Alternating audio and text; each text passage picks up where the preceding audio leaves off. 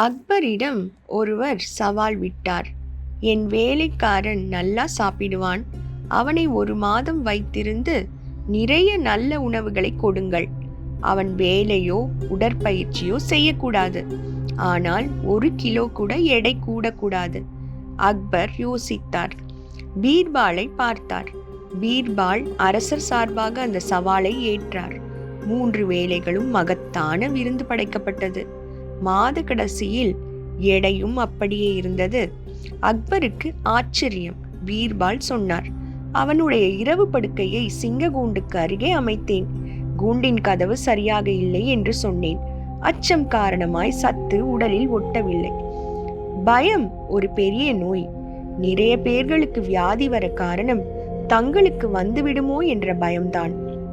அச்சமின்மையே ஆரோக்கியம். இந்த கதையை எனக்கு நெருங்கிய நண்பர் ஒருவர் சொன்னார். சொன்ன நண்பரை மேலும் கீழும் பார்த்தேன். அவர் கல்யாணத்துக்கு முன் எப்படி இருந்தாரோ அப்படியே தான் இப்போதும் இருந்தார். சரிதான், சிங்கத்துடன் வாழ்க்கை நடத்துறார் போல.